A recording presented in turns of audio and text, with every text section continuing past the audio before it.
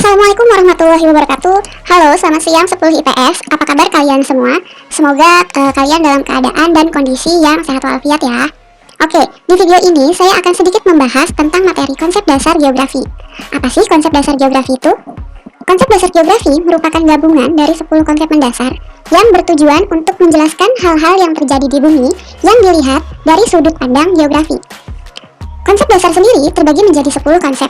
Yang pertama ada konsep lokasi, jarak, keterjangkauan, konsep pola, konsep morfologi, konsep aglomerasi, konsep nilai kegunaan, konsep interaksi, konsep diferensiasi area, dan konsep keterkaitan ruang. Oke, kita bahas dari konsep yang pertama. Konsep lokasi. Konsep lokasi itu merupakan suatu tempat di mana adanya kaitan dengan suatu objek yang ada di permukaan bumi. Konsep lokasi sendiri terbagi menjadi dua, ada lokasi relatif dan lokasi absolut. Lokasi absolut merupakan suatu letak pada suatu daerah yang dilihat dari garis bujur dan juga garis lintangnya. Sedangkan lokasi relatif itu merupakan suatu tempat ataupun letak yang dapat dilihat dari daerah lainnya yang memang berada pada sekitarnya. Jadi, secara gampangnya ya, kalau konsep absolut itu dilihat dari letak garis lintang dan garis bujurnya, atau biasanya kalau kita kenal itu letak astronomis. Jadi lokasi relatif itu merupakan bisa dilihat adanya pengaruh dari daerah atau wilayah yang berada di sekitarnya. Jadi dia nggak berdiri sendiri atau tidak berubah sendiri nih. Ada pengaruh nih dari daerah samping kanan kirinya. Oke, kita lihat ke contohnya. Nah, ini contoh dari lokasi absolut. Bisa dilihat ini pengaruh dari garis lintang dan garis bujur. Kayak misalnya letak astronomis Indonesia. Selanjutnya kita ke lokasi relatif. Ada yang tahu ini peta wilayah apa? Ya, ini peta Uni Soviet. Peta Uni Soviet tahun 1989. Soviet itu terpecah menjadi 14 negara bagian. Jadi bisa berubah, bisa berpindah sewaktu-waktu. Oke, selanjutnya itu ada jarak. Jarak merupakan ruang antara wilayah yang satu dengan wilayah yang lainnya. Seperti lokasi, jarak juga terbagi menjadi dua. Ada jarak relatif dan jarak mutlak. Jarak relatif merupakan jarak waktu yang dapat diukur dengan satuan waktu, seperti hari, jam, detik, menit, dan yang lainnya. Konsep jarak ini dapat berubah-ubah, tergantung dengan kondisi tertentu. Yang kedua ada jarak mutlak. Jarak mutlak bisa disebut juga jarak absolut, merupakan jarak geometrik yang dinyatakan sebagai satuan panjang, meter maupun kilometer. Jadi kalau misalnya jarak relatif, itu dilihat atau diukur dari satuan waktu. Kalau jarak mutlak, itu satuan panjang. Contoh yang pertama, ini ada tiket perjalanan dari Jakarta ke Malang, naik pesawat. Oke, dengan menggunakan Garuda Indonesia, jarak Jakarta ke Malang itu hanya menempuh perjalanan selama 1 jam 40 menit. Itu. Kalau misalnya menggunakan Lion Air, Jakarta ke Malang membutuhkan waktu 6 jam 30 menit. Padahal jaraknya itu sama-sama Jakarta Malang, tapi durasi waktunya itu bisa berubah, bisa beda. Nah, contoh yang pertama ini merupakan contoh jarak relatif. Contoh yang kedua, Jakarta Malang. Jakarta Malang menempuh perjalanan sepanjang 468 km.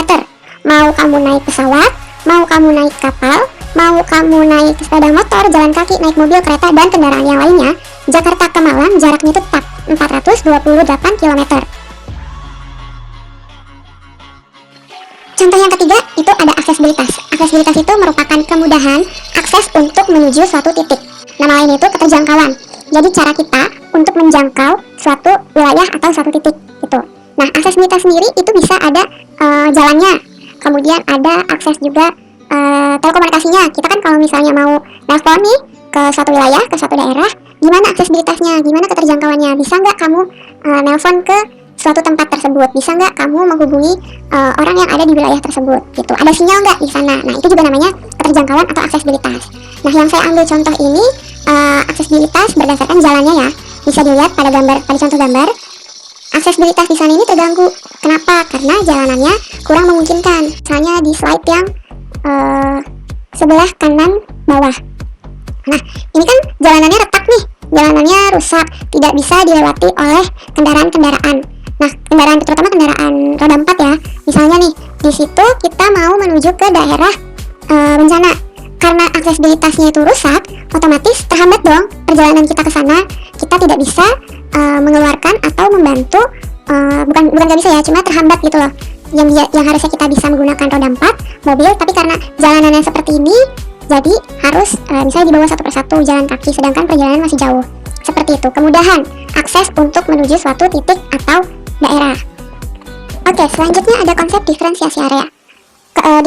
Diferensiasi area merupakan sebuah fenomena yang berbeda yang berada di suatu tempat dengan tempat lainnya.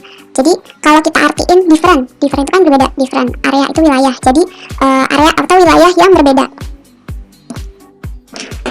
Kita bisa lihat dari kedua gambar ini. Kalau diferensiasi area itu biasanya adanya perbandingan ya antara wilayah yang satu dengan wilayah yang lainnya. Kalau misalnya nanti ada dua gambar, kemudian kamu diminta untuk membedakan fenomena yang ada di kedua gambar. Nih, gambar yang di atas. Kalau gambar yang di atas sama yang di bawah, itu contoh yang paling signifikan ya, atau perbedaan yang paling terlihat apa sih? Yang pertama dari kondisi wilayahnya. Kalau di gambar yang atas, itu wilayahnya lebih banyak perairannya. Itu berada di wilayah perairan. Sedangkan gambar yang di bawah, itu berada di wilayah daratan. Itu. Terus, apalagi yang berbeda? Oh, kalau di wilayah yang atas, gambar atas, itu udaranya masih sejuk. Kalau yang di bawah itu sudah banyak terkontaminasi oleh polusi. Selanjutnya kita ke nilai kegunaan. Apa sih nilai kegunaan itu? Nilai kegunaan itu merupakan manfaat atau kegunaan suatu wilayah yang memiliki nilai berbeda antar individu. Antara saya dan kamu itu manfaatnya itu bisa berbeda. Nah, ini pernah melihat? Kayaknya udah gak asing lagi ya. Ini tuh dulu sering muncul di TV. Nah, ini contoh dari nilai kegunaan. Ini adalah pasar terapung Lok Baitan yang berada di Banjarmasin, Kalimantan Selatan. Kalau misalnya kamu biasanya belanja di pasar tradisional itu adanya di darat, kalau di Lok Baitan, di Banjarmasin, itu adanya di sungai. Manfaat sungai bagi warga Banjarmasin dan kita itu beda. Kita nih sebagai turis itu berbeda. Kita datang ke sana cuma buat foto-foto, buat diupload ke Instagram. Kalau misalnya warga asli sana, mereka untuk menyambung hidup, untuk kegiatan sosialisasi, kegiatan sosial mereka. Selanjutnya, ini ada yang tahu daerah apa? Ini Kawah Ijen. Kawah Ijen itu ada di daerah Banyuwangi, Jawa Timur, di ujung Pulau Jawa. Gambar sebelah kiri atas, itu merupakan ada bapak nih lagi duduk. Itu siapa? Ya, itu tambang belerang di sana. Jadi, si bapak ini datang ke Kawah Ijen, nanjak dia ke Kawah Ijen, itu untuk ngambil belerang, untuk nambang belerang yang ada di daerah Kawah Ijen. Jadi Kawah Ijen itu kan dia ada tambang ya, ada belerang, batu-batuan. Nah, dia tuh, si bapak ini ke Kawah Ijen itu untuk ngambil nih batu-batuan tersebut. Nah, berbeda kalau misalnya kamu mau pergi ke Kawah Ijen. Kamu kalau ke Kawah Ijen nggak mungkin untuk ngambil belerang kan, atau misalnya untuk ngambil batu-batuan yang ada di sana untuk dijual lagi. Kalau si bapak tadi kan ngambil batuan, itu nambang batuan di sana untuk dijual kembali. Kalau misalnya nanti kamu ke sana, yang pasti kamu untuk jalan-jalan, untuk melihat Blue Fire. Blue Fire di Kawah Ijen itu merupakan salah satu keajaiban alam yang ada di dunia. Blue Fire itu cuma ada dua. Yang pertama ada di Indonesia, yang satu lagi itu kalau nggak salah ada di New Zealand. Cuma ada dua tempat itu Blue Fire. Terus contoh lainnya, nilai kegunaan. Kayak sekolah. Sekolah bagi kalian kegunaannya atau manfaatnya untuk kalian kan belajar, ya kan? Saya ke sekolah itu untuk bekerja. Padahal tempatnya sama-sama sekolah. Tempatnya sama-sama Gunung Ijen. Tempatnya sama-sama Kawah Ijen. Tempatnya sama-sama Sungai Lok Baitan, Banjarmasin.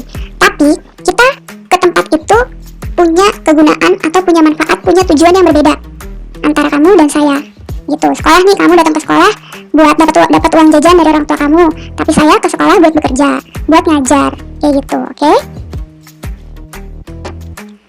Selanjutnya aglomerasi, adanya gejala pengelompokan terhadap suatu persamaan atau suatu fenomena.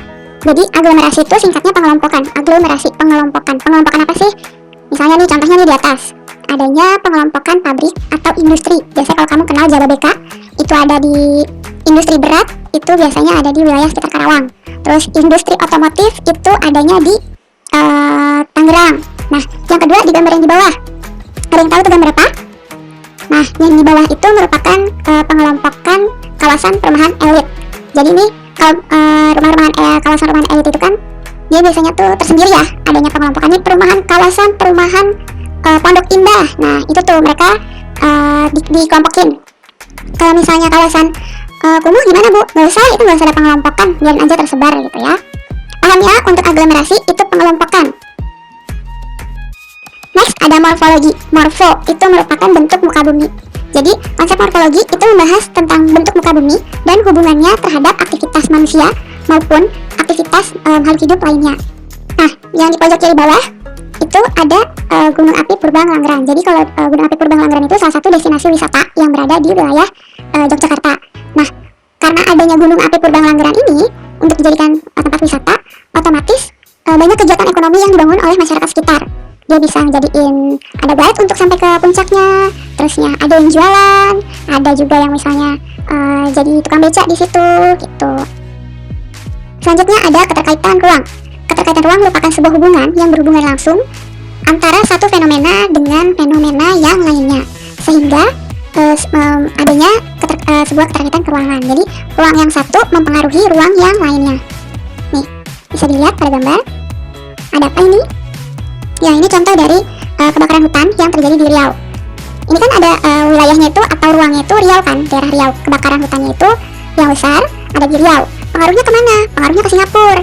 Singapura jadi kabut asapnya itu sampai ke Singapura. Otomatis warga Singapura kan terdampak kan. Jadi di Riau itu mempengaruhi ruang yang satunya, ruang itu wilayah ya. Selanjutnya ada konsep interaksi. Konsep interaksi merupakan hubungan yang terjadi yang memang dapat saling mempengaruhi atau melengkapi dan saling adanya ketergantungan, sehingga dapat saling memenuhi untuk kebutuhannya. Oke, bisa dilihat ini ada gambar perkotaan dan pedesaan. Apa sih yang saling mempengaruhi dan saling melengkapi dari kota dan desa?